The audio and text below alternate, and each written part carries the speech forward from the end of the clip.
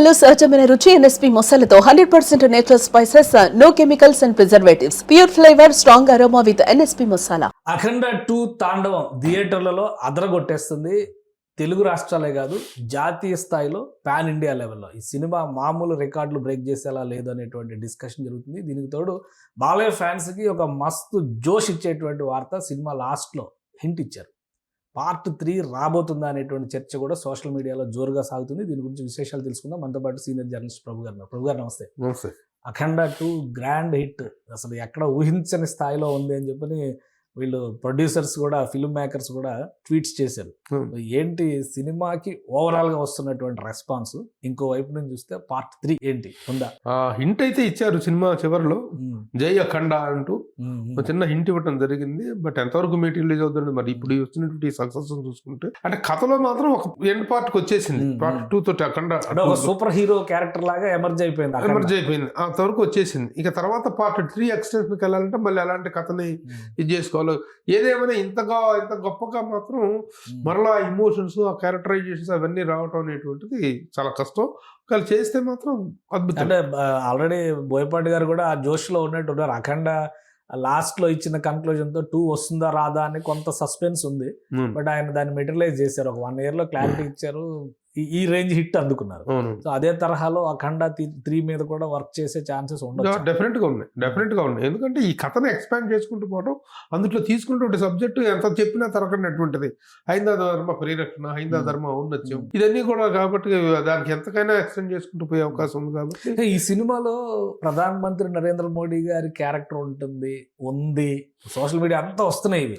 ఏంటి అది నిజంగా ప్రైమ్ మినిస్టర్ గారి క్యారెక్టరా, లేదంటే మామూలుగా ఒక క్యారెక్టర్? మంచి ప్రైమ్ మినిస్టర్, సర్వధమన్ బెనర్జీ పోసినట్టు ఒక మంచి ప్రైమ్ మినిస్టర్ ఈ రోజు ఉన్నటువంటి ఈ ఇదిలో అది ఆటోమేటిక్ గా అంత ఇదిగా మాత్రం ఏదో కరెక్ట్ చేయించినట్టుగా మాత్రం చూపించాలి. మన అజంప్షన్ అది.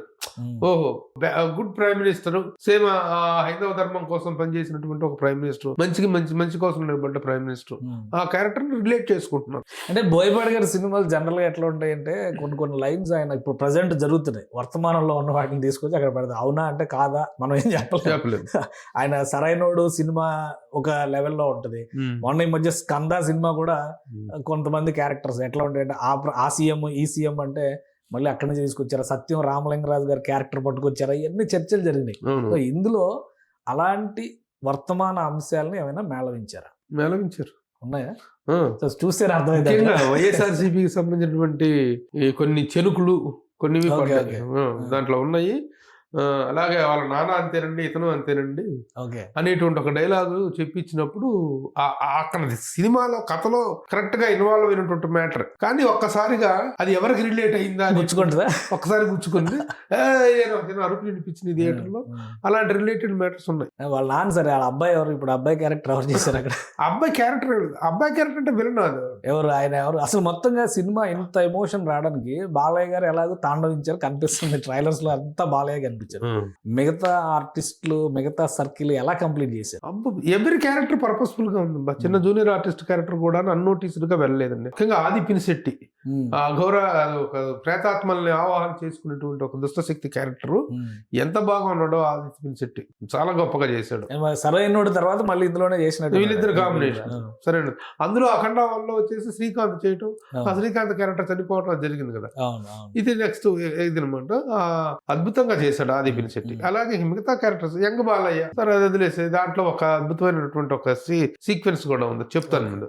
అలాగే మిగతా ఆర్టిస్టుల గురించి మీరు అడుగుతున్నారు అంటే ఎవ్రీ ఆర్టిస్ట్ అంటే మిగతా క్యారెక్టర్స్ పెద్దగా ఎక్కువగా సర్వధమన్ బెనర్జీ, సంయుక్త మీనను అమ్మాయి ప్రిన్సిపల్ గా చేసింది, చనిపోతుంది ఆ క్యారెక్టర్. అదే టీచర్ గా చేసింది. విలన్స్ గ్యాంగ్ కూడా చాలా బాగున్నారు. విలన్స్ గ్యాంగ్ వాళ్ళ తమిళ వాళ్ళ ఇది కాంబినేషన్స్ పెట్టారు. చైనా వాడు వీళ్ళందరితో చాలా బాగా చేయించారు. మెయిన్ గా మనం చెప్పుకుంటే ప్రొటాగనిస్ట్ గా యాంటాగనిస్ట్ గా ఆది పినిశెట్టి క్యారెక్టర్ హైలైట్ అయ్యేది. ఆది పినిశెట్టి బాలయ్య బాబు అది పర్టికులర్ ఎపిసోడ్. ఆ పర్టికులర్ ఎపిసోడ్ ఒక హాఫ్ అన్ అవర్ మాత్రమే ఉంటుంది ఆ ఇద్దరు ఎపిసోడ్. దాంట్లో ఆది పినిశెట్టి చాలా బాగా చేశాడు. అంటే జనరల్ గా బాలయ్య గారు చేసే క్యారెక్టర్స్ మామూలుగా ఆ లెంత్, హైట్, పర్సనాలిటీస్ ఇవన్నీ కూడా మ్యాచ్ అవ్వాల్సి ఉంటుంది. అది ఏమో బాగా యంగ్ గా ఉంటారు కదా లుక్స్, అవన్నీ ఎలా మ్యాచ్ అయినాయి? ఆ యంగ్ గా ఉండాలనేటువంటిది ఏం పెట్టుకోలే. బాలమురళీకృష్ణ క్యారెక్టర్ కూడా గతం అఖండ వల్ల ఒక మెచ్యూరిటీ క్యారెక్టర్, పెద్ద క్యారెక్టర్. ఇప్పుడు ఒక 15 ఏళ్ల కూతురు తండ్రి క్యారెక్టర్, ఆ క్యారెక్టర్ కి తగ్గట్టుగానే ఆ గెటప్ ఇచ్చారు తప్ప మళ్ళీ యంగ్ బాలయ్య అట్లా అదేం లేదు. ఆ క్యారెక్టర్ కి తగ్గట్టుగా ఆ క్యారెక్టర్ ఎలా బిహేవ్ చేస్తే అలా బిహేవ్ చేసింది. ఓకే. ఈ హర్షాలి మల్హోత్రా ఎలా చేసింది? చాలా అంటే తెలుగులో ఫస్ట్ పిక్చర్ అవును, బజరంగి భాయిజాన్ లో దేశం మొత్తం ఆకట్టుకుంది అమ్మాయి క్యారెక్టర్. అవును. ఇందులో కూడా డెఫినెట్ గా, ఎందుకంటే ఆ క్యారెక్టర్ లో ఉన్నటువంటి ఒక సున్నితత్వం, అంత గొప్ప ఫ్యామిలీ నుంచి వచ్చిన తాలూకు ఆ రిచ్నెస్ గానీ, ఆ డెలికసీ గానీ ఆ అమ్మాయిలో చాలా బాగుంది. She did a wonderful job. ఈ సినిమా పూర్ణ గతంలో దాంట్లో చేసింది కదా, అఖండలో అదే ఆఫీసర్ క్యారెక్టర్ ఆవిడకి ఎక్స్టెన్షన్. ఓ చిన్న క్యారెక్టర్ లో ఝాన్సీ కనిపించింది, బాగుంది. చాలా సీరియస్ క్యారెక్టర్, ఒక ఆఫీసర్ క్యారెక్టర్ చాలా బాగుంది ఝాన్సీ చేయడం. అలా మంచి ఉన్న ప్రతి క్యారెక్టర్ కూడాను it speaks well. Okay.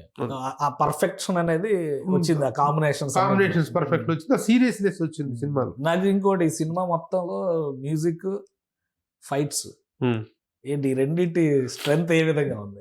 Technical గా 4 పిల్లర్స్ గురించి గొప్పగా చెప్పుకోవాలి. ఓకే. టెక్నికల్ ఆస్పెక్ట్ డైరెక్టర్ పక్కన పెట్టేసేద్దాం.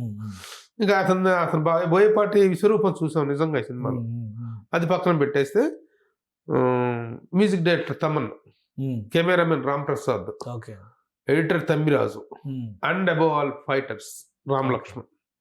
The composings, goose bump composings.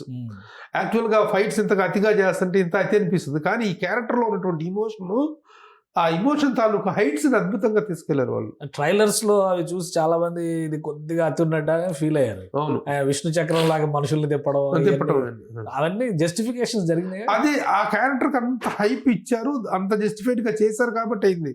మామూలుగా మన సినిమాలో కూడా చూస్తుంటాం కదా, ఈ సినిమాలో నేను అబ్బో 100 మందిని ఎడం చేతితో ఇరగదీసేసి ఇటువంటిది చూస్తుంటాం. కానీ ఇది ఒక మహిమాన్వితమైన క్యారెక్టర్, ఒక అఘోరమైనటువంటి తపస్సు చేసి కొన్ని శక్తులు కానీ ఒక దివ్య శక్తిని సంపాదించినట్టు ఒక క్యారెక్టర్ తాలూకు ఇది చూపిస్తున్నప్పుడు అక్కడ ఇక బాలకృష్ణ అనేటువంటి ఒక చెప్పాను ఆధ్యాత్మిక ఉన్మాది, ఆ ఉన్మాది క్యారెక్టర్, అఘోర క్యారెక్టర్, ఆ శక్తివంతమైన క్యారెక్టర్ చేస్తుంతో ఎక్కడ అతిలు గీతులు కాదు, లాజిక్ లేదు నిజంగా. ఇన్ జనరల్ గా అయితే లాజిక్ జరిగే అవకాశం ఉంది అనేటువంటిది, ఇమోషనల్ బ్లెండింగ్ అనేటువంటిది పర్ఫెక్ట్ గా వెళ్ళింది. ఎందుకంటే ఈ cinema this is perfect blending of patriotism and spirituality. Actual గా స్పిరిచువాలిటీ రెండు కలిపి పేట్రియాటిజం మీద తీస్తే గొప్పగా తీసిన సినిమాలు వచ్చినాయి, స్పిరిచువల్ గా గొప్ప సినిమాలు వచ్చినాయి. కానీ ఈ రెండింటిని పర్ఫెక్ట్ గా బ్లెండ్ చేసినటువంటి ఒక సినిమా ఈ స్థాయిలో రావటం అనేటువంటిది ఈ సినిమాకు ఉన్నటువంటి ప్రత్యేకత, అది అద్భుతం. బాలయ్య బోయపాటి 4th కాంబినేషన్ మంచి స్కోర్ కొట్టారు.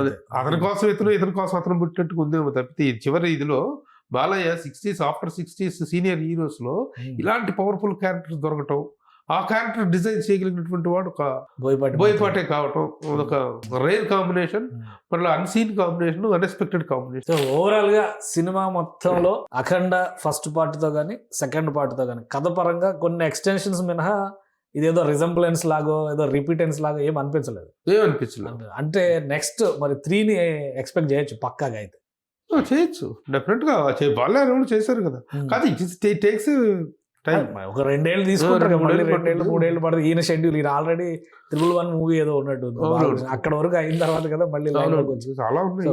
సో ఈ పవర్ ప్యాక్డ్ ప్రెజెంటేషన్ చూసినాక BB5 మళ్ళీ ఎక్స్పెక్ట్ చేయొచ్చు. BB5 వీళ్ళిద్దరు మళ్ళీ అఖండ 3తో మళ్ళీ రిపీట్ అవ్వచ్చు, డెఫినెట్ గా అవ్వచ్చు. రైట్, థ్యాంక్ యూ ప్రభు గారు విశ్లేషణ అందించండి. ఇది బాలయ్య బోయపాటి మళ్ళీ దుమ్ము రేపారు ఈ సినిమాలో. పార్ట్ 1తో చూస్తే ఈ సినిమా వేరే లెవెల్లో ఉంది, పాన్ ఇండియా లెవెల్లో ఆకట్టుకుంటుంది. అలానే కాంబినేషన్స్ కూడా అద్భుతంగా సెట్ చేశారు. ఇక BB5 అఖండ 3 ఖచ్చితంగా ఉంటుందని చెప్పని ప్రభు గారు చెప్తున్నారు. దీనికి సంబంధించిన హింట్ కూడా సినిమాలో లాస్ట్లో ఇచ్చారు. కాబట్టి చివరి వరకు టైటిల్స్ వరకు మిస్ అవ్వకుండా చూడండి. ఇది స్పెషల్ డిస్కషన్. Keep watching.